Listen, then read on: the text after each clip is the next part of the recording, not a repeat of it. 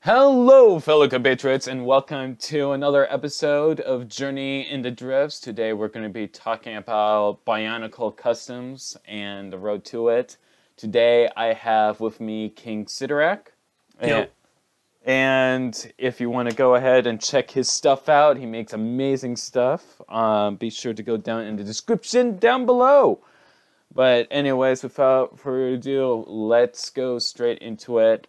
I think when it comes to like custom parts and stuff like that, the first thing that comes to mind, I believe, is like accessibility and the latter when it comes to like making a mock and stuff like that. And whenever you want to build something, you tend to want to go for the most accessible thing. However, Right.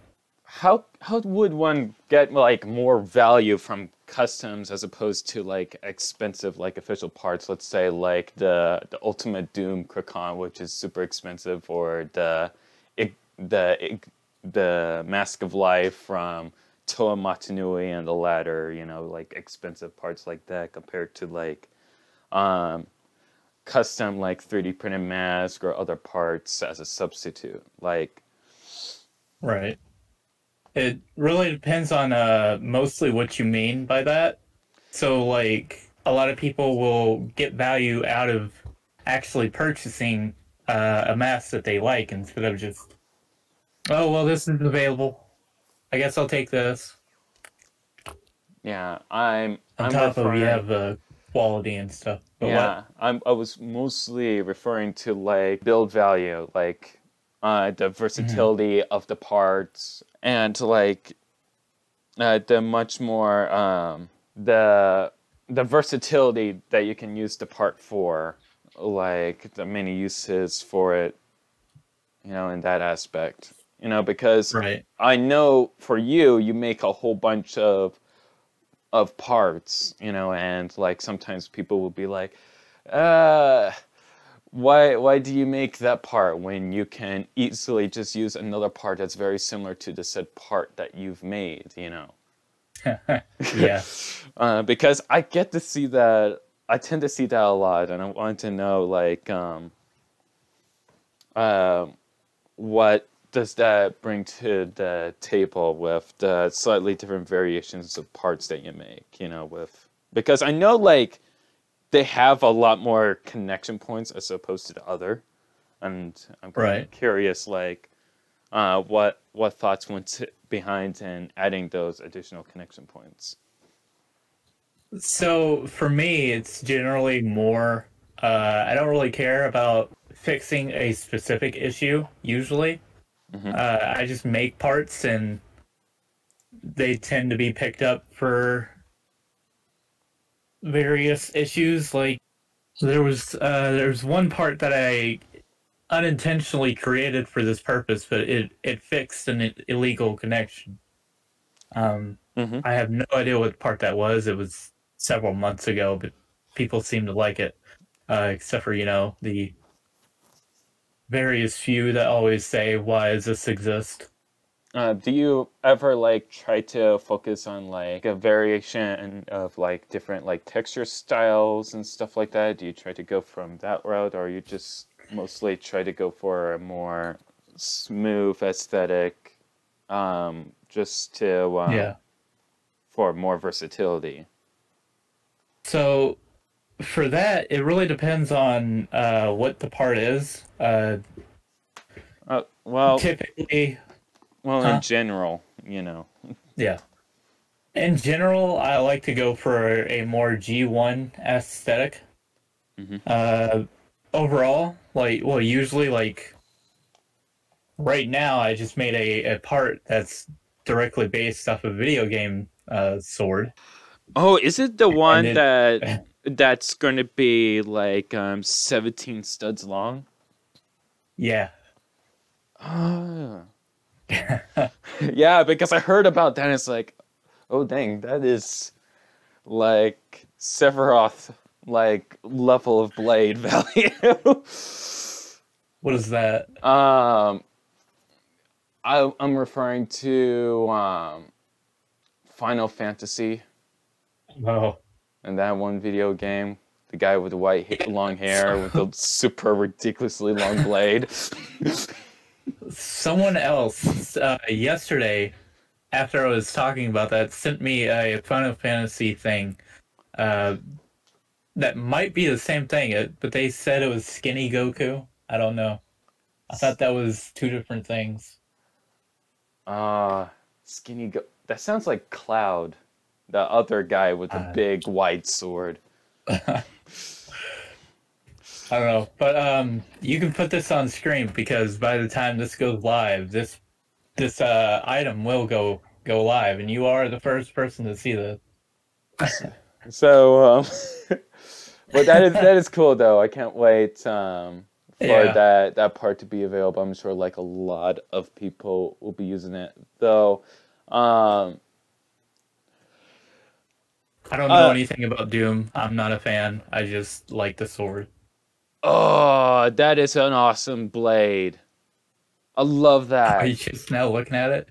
Yes. Yes, now I'm just looking at it. Oh, man, that is heavy Doom Eternal vibes. You know, a lot of people are going to make Doom mocks now. Yeah. Without a doubt. This one that Continue. Go ahead.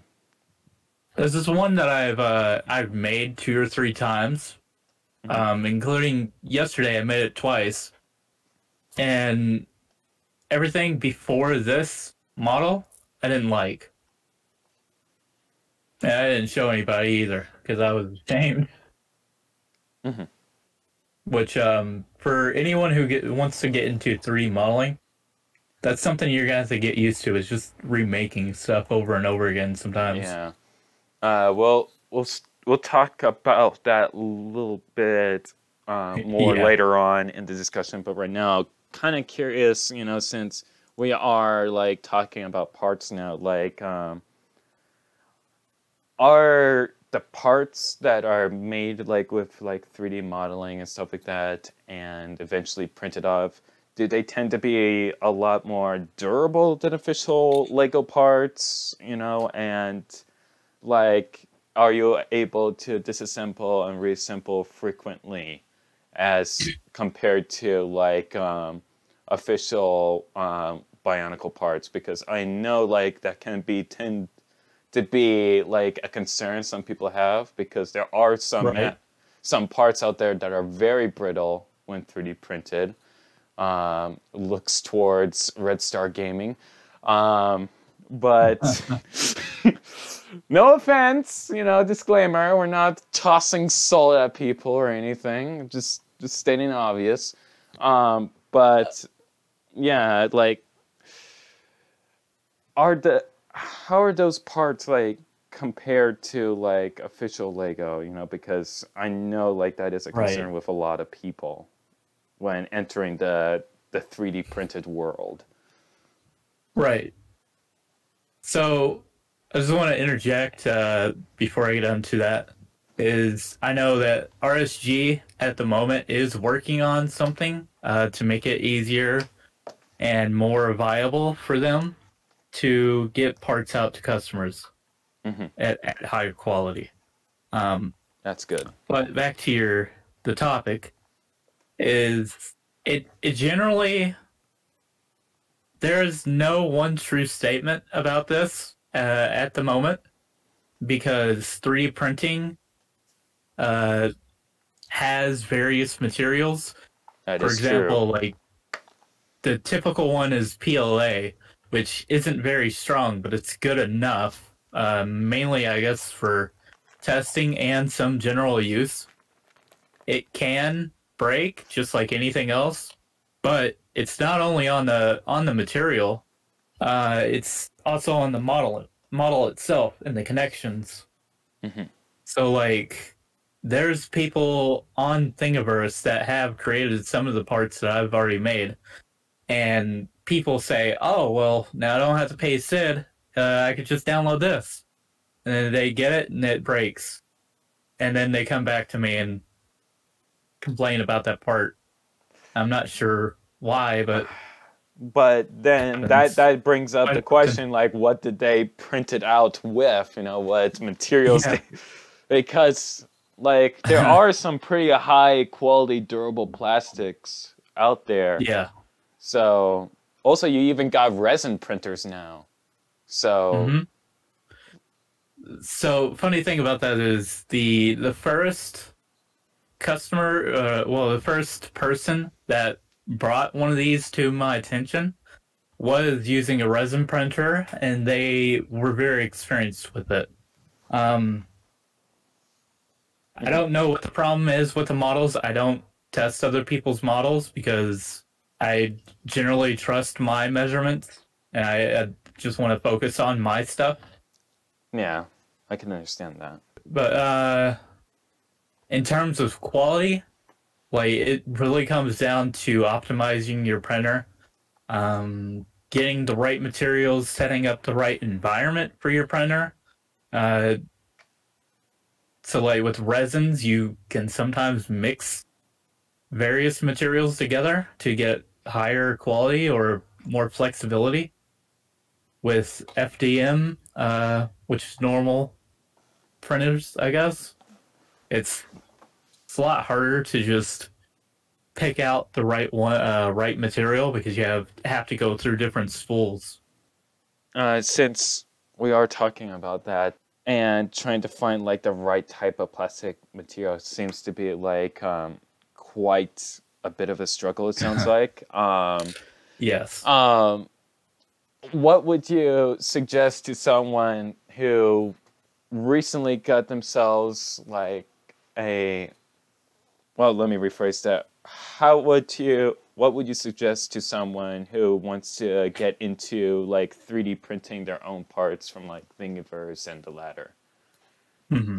Like, So, yeah. if you're just gonna 3D print other people's models, typically you just want to make sure, like, you'll have to test some of their parts, obviously, and make sure that your printer is optimized. Like, I'm gonna keep saying that probably because it's very important.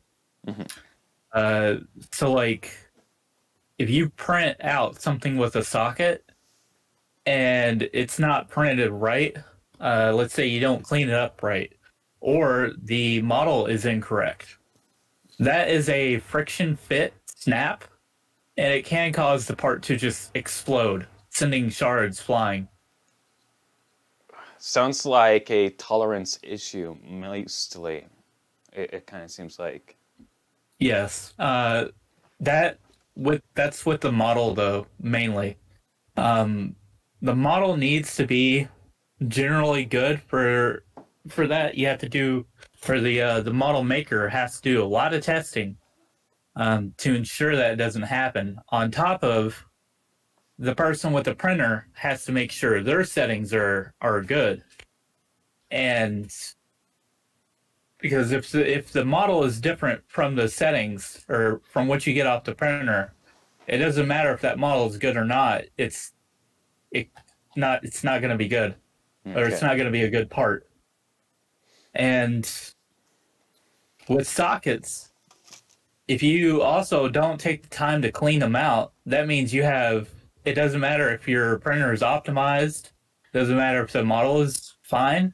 If you don't clean it out, that's extra material that's getting in the way of that snap pin. That can also cause breakage or sending shards flying.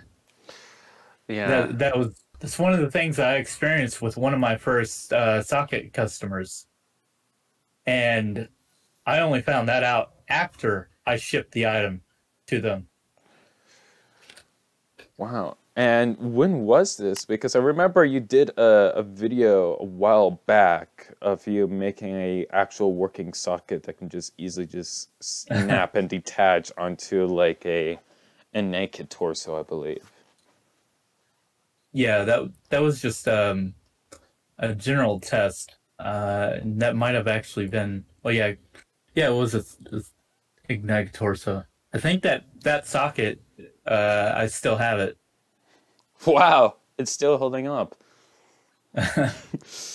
Yeah, but it's sitting in a parts bin. or a 3D printed parts bin, say. All right. But I've used it a few times for various tests, comparing it to other parts. I'll go ahead and continue, but Okay. so with that, like, would you say like the especially when it comes to like actually learning about like 3D modeling and trying to make your own parts, you know, making sure tolerances are correct, you know, make sure the size of the models are in the right size and ratios as you were talking about. Right. Does the amount of effort you put into making said model and actually making it work for the part that you're making, like let's say a torso. Let's start with that, like just a torso build that you've made and you got it to work, you know, does all the effort that you put in it, does the end result and value of that part like make it worth for all the effort you put into it, like compared to like just like buying, let's say, a 2015 gearbox, you know, from Bricklink and just working with that, you know, is it Right. more valuable? Is it more like meaningful to actually make your own like custom torso? This is one of those things where people who aren't very creative will not really understand. Like, just for one, just creating the sketch, it that just perpetuates everything. And then like going on to figuring out how to 3D model, going on to figuring out how to 3D print it, and then having to make the model over again because you made so many errors. So in general, like a lot of people will think, oh, it's not worth it. It's not worth it. Just I'm not gonna bother with this. I'll have somebody else do it. That to them, it's not worth it. To people like me who just spend basically all my time doing this for seemingly no reason other than my own interest, it is completely worth it. And it's even more worth it to be able to see everybody saying, oh, I like this, and then sending me pictures with the mocks that use the part.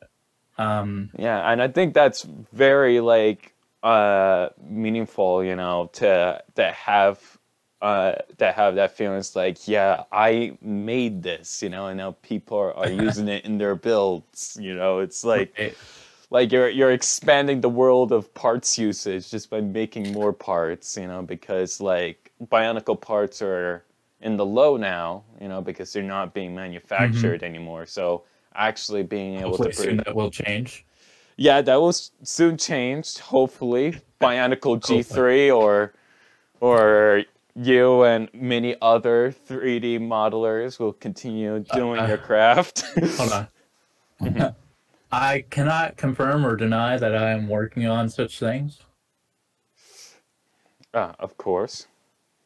Yes, yes. Yes, yes.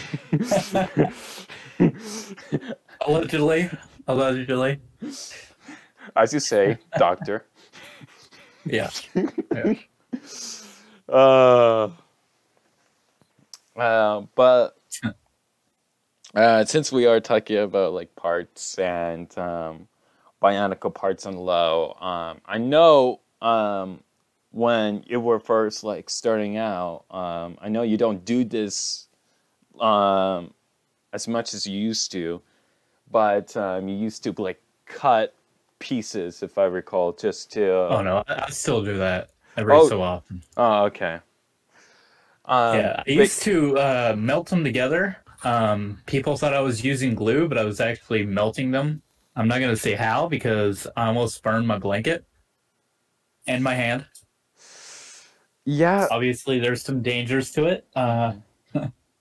Yeah, I don't blame you for not wanting anybody to suffer the same fates, so. Yeah. Continue with your question. Yeah, so Me personally, I don't know, a few other people would also say is like these are like old Bionicle pieces that they're no longer being made. Why are you cutting them apart? All right, this is making me cringe so badly. I am not a fan of it at all. You know, me personally, like it's like, no. But and again, it's your parts. You own it. You know, you have full right ability to cut and melt and so have you. But I think that's like the big concern that like people have when it comes to cutting parts, because it drops the amount of parts that exist in the world.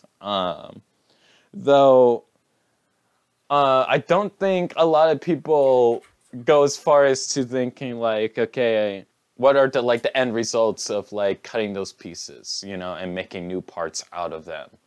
Like, I don't think a lot of people really think of that. They just think of like, cringe. What tends to be like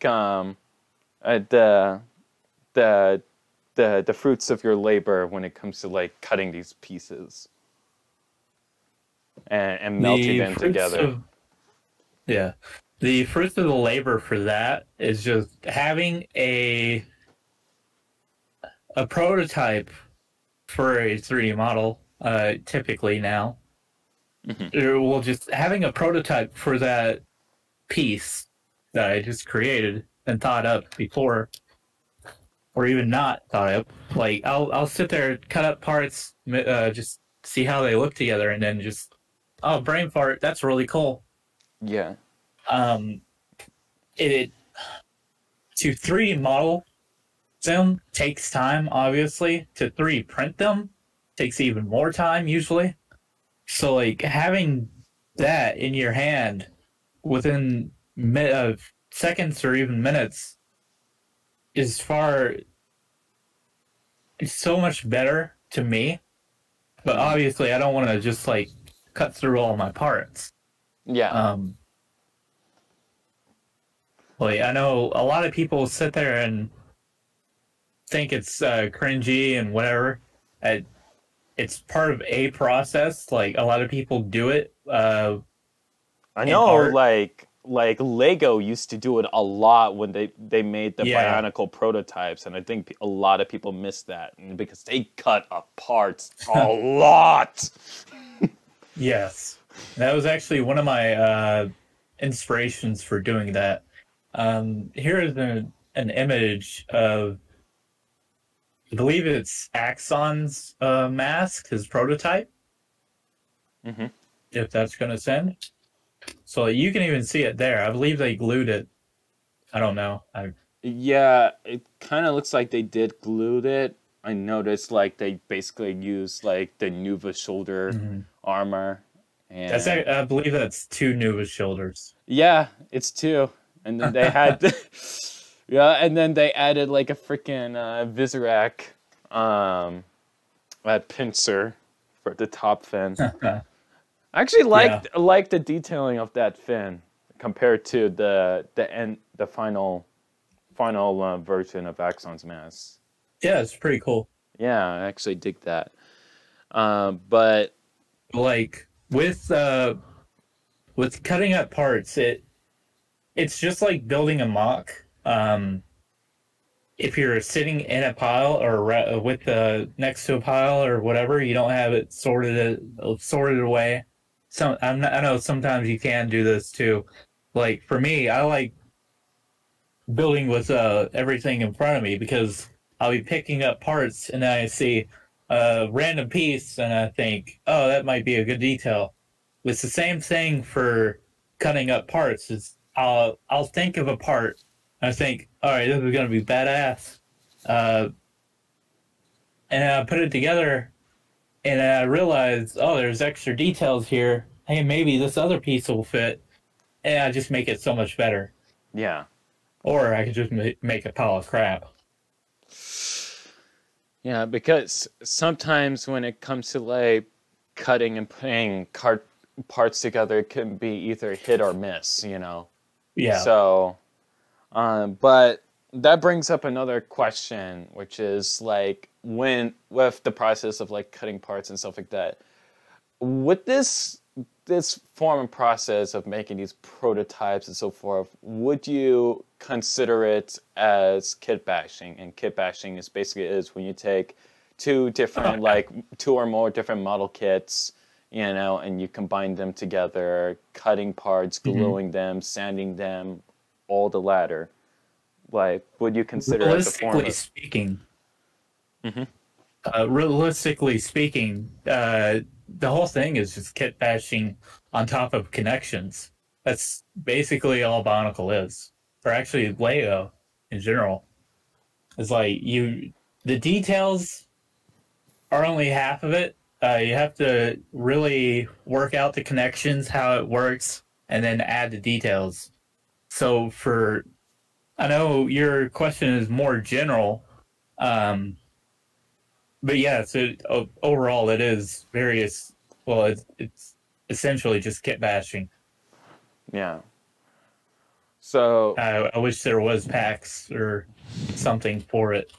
Yeah. Because in the previous Journey in the Drifts episode, which there's a playlist, people, for you guys to watch, but we were talking about it, and I really wanted to talk about it in this episode with you, where we were basically talking about like 3D printed parts and stuff like that. But right, like since it is all like general, like do you think it will be better to just call like instead of Bionicle mocking, just call everything just Bionicle kit bashing? Because I know the acronym is my own creation, but sometimes in sentences it doesn't really flow right. And I think like the word kit bashing needs to make a comeback. Just thinking about it, it's it kind of rolls off the tongue better. But what are your thoughts on that? I don't know. It really depends on the usage and how well it fits into conversation. That's true. I guess that's what really factors in at the end of the day. Well, since we're getting close to the end here, I just have like one more like question to ask. I can only imagine like how much experience is gained from like 3D modeling and stuff like that with all the trial and error. But when you go ahead and like cut parts and glue them together for model testing, what do you like learn getting out from that? It's a good question. Yeah, it is a good question. That's why I saved it for the last. That's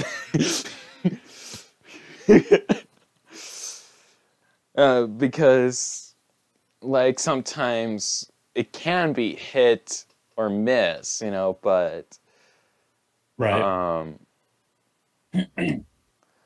Like, what exactly do you gain in terms of learning experiences from making your own custom models for testing with the official parts in hand? Yeah. Overall, if you start even just cutting up a broken part, you start to realize there's so much more. Well, you have more control over what you want.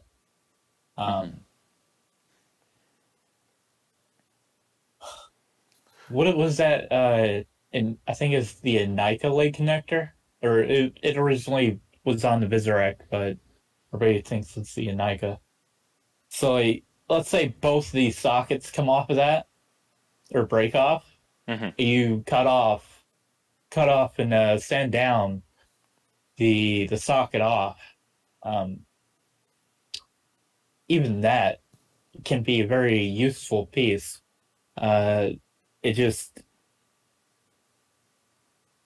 Yeah, because with mocking, since we are talking about the Nike bones, like especially when I've been I worked on a Artaka mock, and because there's so much limited sand green when it comes to like old Technic, Right. I've been using the Enika limbs as armor, along with like the sand green Mechu limbs as well. You know, those bone pieces, trying to use them as armor, like putting them on their sides and stuff like that, which works kind of. Kind of. There was an attempt, but kind of. But you do have a point that there is some versatility to that. It's just that I guess we're just mostly so ingrained in using armor parts that we don't really consider using like bone pieces for that. But I think, like, personally, from my own experiences, even though I don't cut parts, like, I too also discover like new connections just as a monkus, you know, from.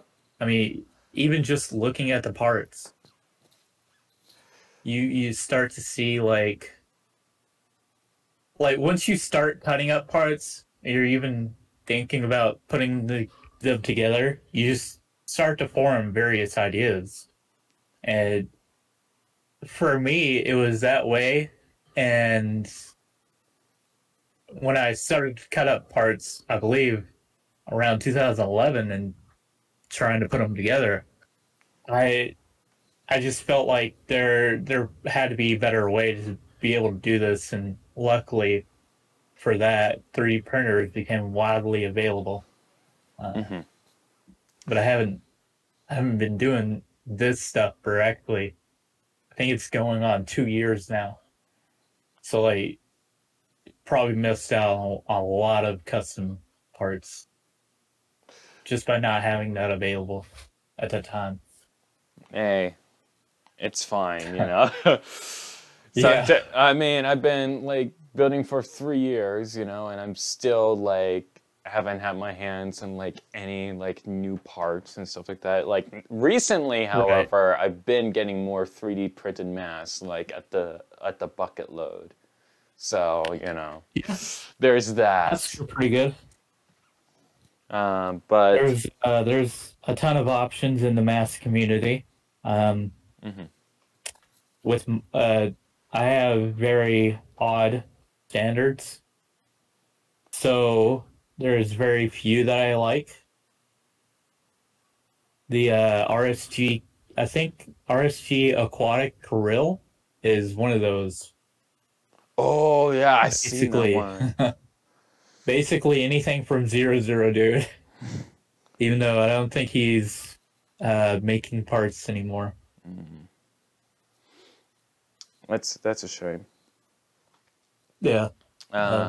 Well, that is like the end of Journey into Drifts. Thank you for coming on the show. You know, I look forward to seeing more of your 3D custom parts, because I know like not a lot of people typically make body parts in the ladder. So keep up the good work. It's nice to see something besides masks once in a while. It makes me a little bit sad to think like I'm one of the few people doing this, and everybody's more like, yeah. But there are those certain people in the community who really like these kind of parts, and that's mainly who I'm making these for. Yeah. Other than my own selfish need to create. Yeah, and that's what really matters, you know, just to make lives better for the few while enjoying yourself in the process. Right. So, yeah. Well, anyways, people, if you want to go ahead and check out Kingsidorak's work, I highly suggest you go down to the description down below And if you like this series, be sure to leave a like. And hey, if you want to see even more content, be sure to subscribe. But anyways, that's about all for now. And like always, I'll see you in the next video. Bye, guys.